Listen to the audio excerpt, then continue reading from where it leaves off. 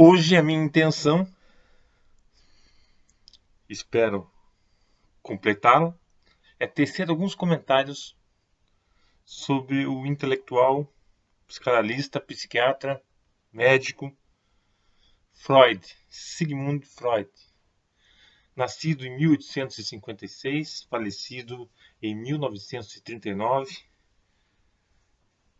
A terra natal dele era Freiberg, na Morávia, que seria hoje a República Tcheca.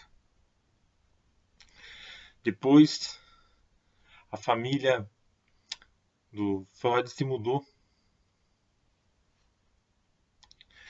para Viena, capital da Áustria, onde ele teve início os estudos acadêmicos.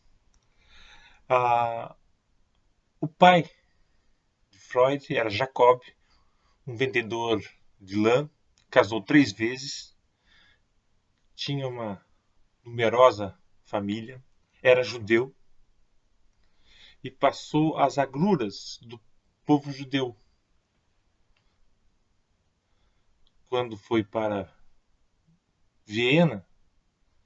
Eles ficaram em uma região que tinha de forma predominante judeus.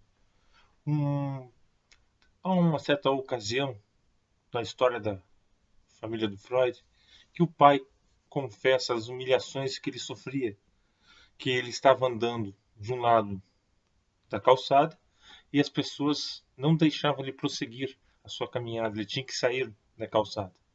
E teve uma vez que ele levou um tapa na cabeça, derrubou o chapéu e de forma resignada ele apanhou o chapéu, colocou o chapéu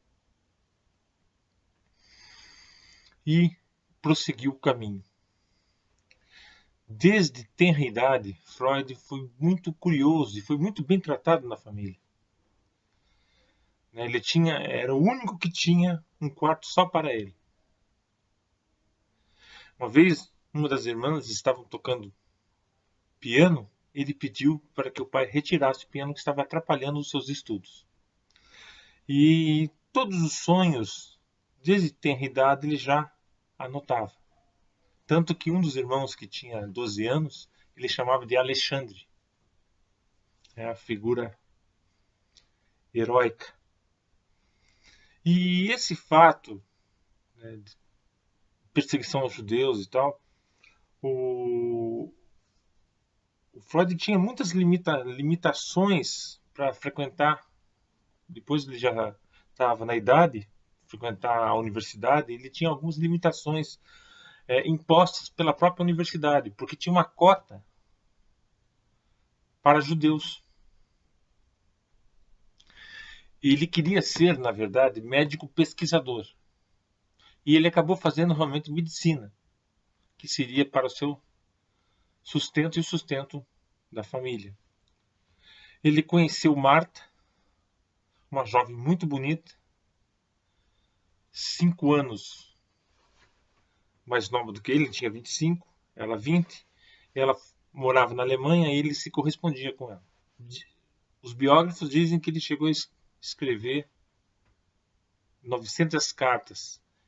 Inclusive recomendou, não jogue fora as cartas que um dia poderão servir para alguma coisa.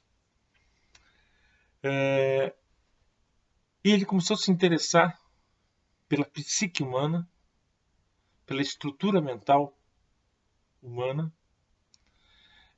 pela histeria, neurose. E haviam médicos renomados, como Charcot, que fazia experiência com hipnose. Então, pessoas que tinham paralisia devido à histeria, sob o efeito da hipnose, acabava se locomovendo. E ele se interessou por isso, se interessou em conhecer a psique, quais são os componentes, o que move. E ele descobriu um negócio. Outros já tinham ventilado, mas não tiveram a repercussão que teve Freud. O inconsciente. Que existe uma força calcada ou no sexo, ou calcada ou na moral, né, calcado ou no sexo, ou na moral, que move, que ou deixa o ser humano estático, ou impulsiona o ser humano. E nesse caldo tem aquele que tempera as relações, aquele que temporiza as relações, que é o ego. Então temos o id, a energia sexual, temos o superego, que é a moral introjetada e que atua freando algumas paixões, e o ego, que se comunica com a realidade e torna, à medida do possível, algumas demandas dessas duas forças, torna isso concreto.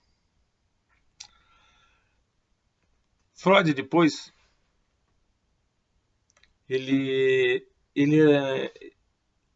depois ele se aproximou de um grande psiquiatra, Joseph Brauer, mas ele ficou muito cismado com Brauer, porque ele também fazia hipnose. A paciente famosíssima Ana, ela começou a projetar os seus desejos no psiquiatra, e ele não se dava conta disso. O próprio Freud passou um constrangimento. Depois de uma sessão, uma paciente deu um beijo na boca dele. Então, tinha que tomar cuidado com a questão da projeção. E só para finalizar, o divã, depois eu retomo isso, o divã ele foi feito, na verdade, para a pessoa que iria entrar em hipnose relaxar. Por isso que foi feito o divã. Muito obrigado. Muito obrigado. Tchau, tchau.